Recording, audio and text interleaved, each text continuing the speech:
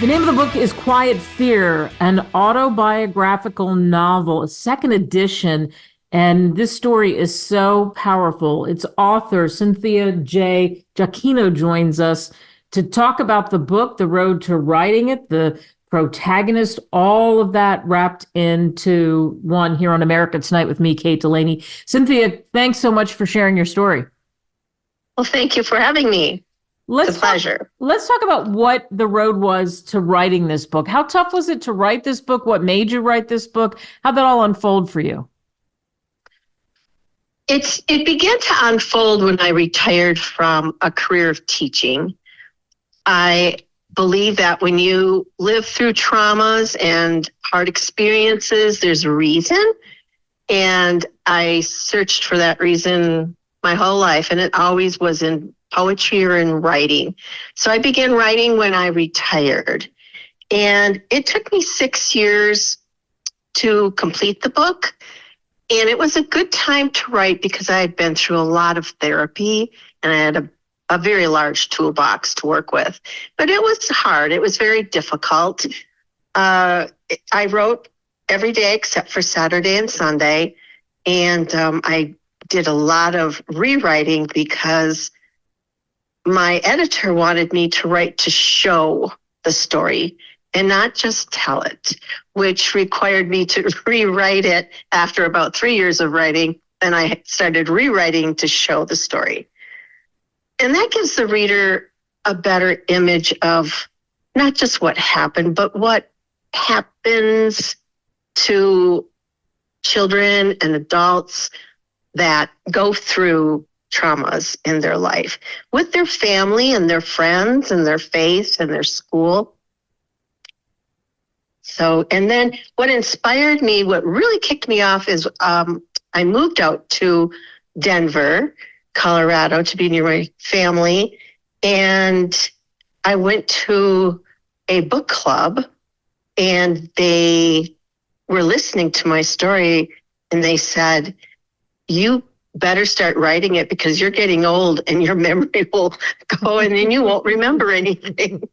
So I thought, that's true. I better start writing here. I'm not a young chick anymore. And that actually really pushed me into the writing mode. I started studying and researching and moving forward. It's so interesting about your book. And as I said, and the way you describe it too, being able to show it, being able to have people, I think, really feel that. And you say that right in the beginning. I love it. You talk to the readers and you say, "When I choose to free my secrets to the world after facing long-time fears, I had also hoped to open conversation and understanding amongst readers about children and adults who have fallen victim to the suffering of long-time injuries from sexual, emotional, or physical abuse." How does that feel for you? How freeing is that? Is it freeing?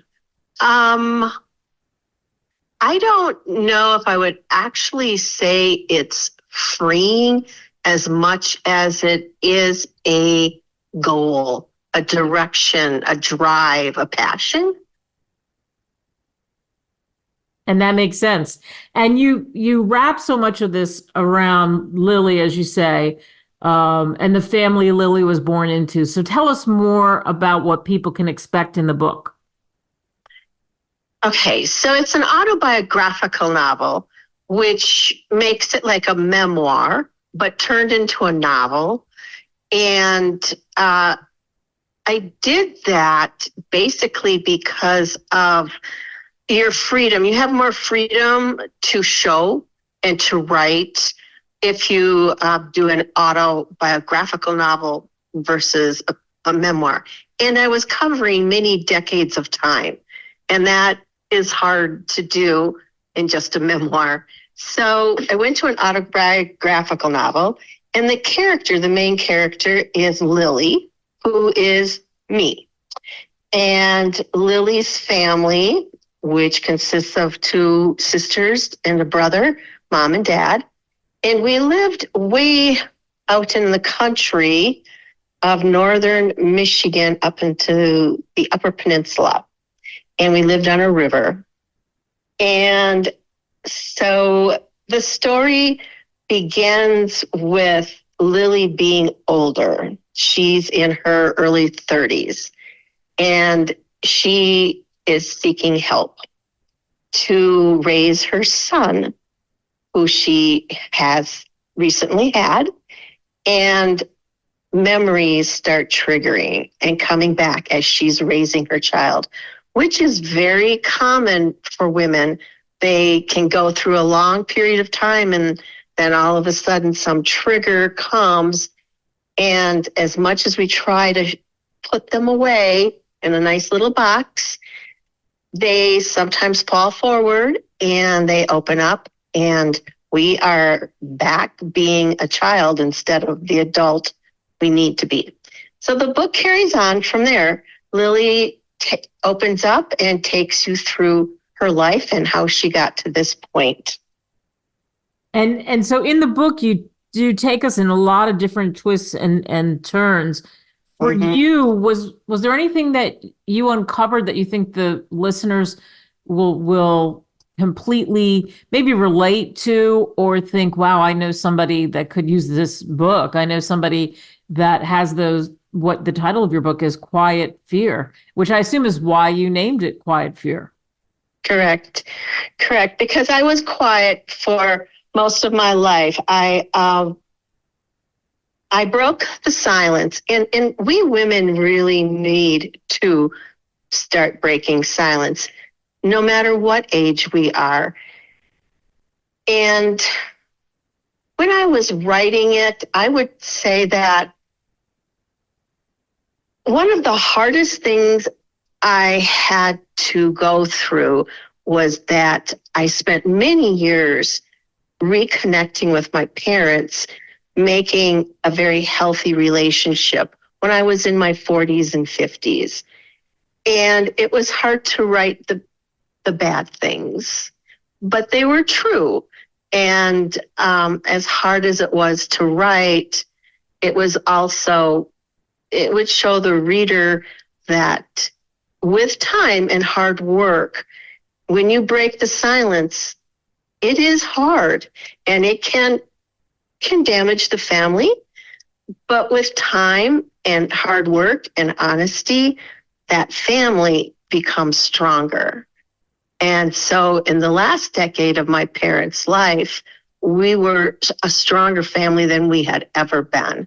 So it was hard to go back and go through the hard times, but I knew the good times were going to come forward. So that was very important. And that's why also that it took me so long to write, because I wanted to be very truthful with it. And I wanted to write it so that it wasn't too detailed to not be able to read. And so I balanced it with psychology sessions and then my life story times. So again, I want to Does that make sense? It totally makes sense. For everybody listening, I know it makes sense to all of you. And the name of the book is Quiet Fear, an autobiographical, and easy for me to say, novel, second edition, and it's on Amazon and Barnes and Noble. It is so incredibly powerful, and you can get it in those places and wherever good books are sold.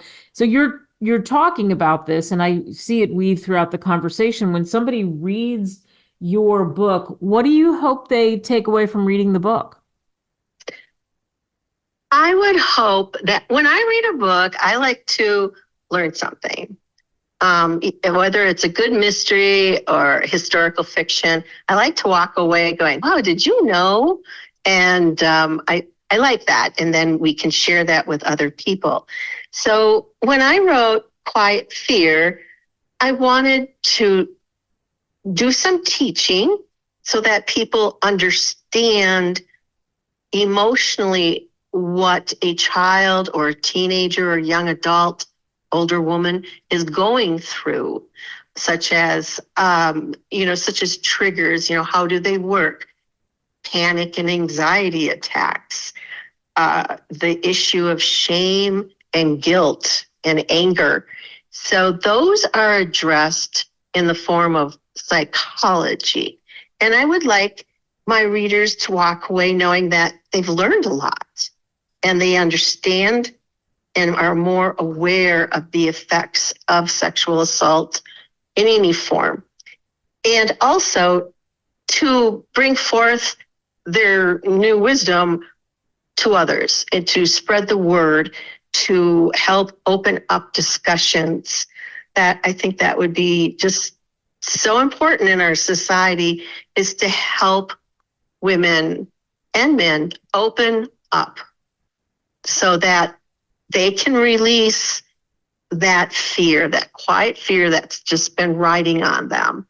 And we can do more to help those that are going through this. We need a lot of help, and I know it's hard. And but I would like that they walk away with some new learning, with some awareness. Wow, perfect place, a beautiful place to end this. Cynthia J. Giachino, thank you so much for Quiet Fear and for coming on the show. Thank you, Kate. Bless you and stay well and safe. You too.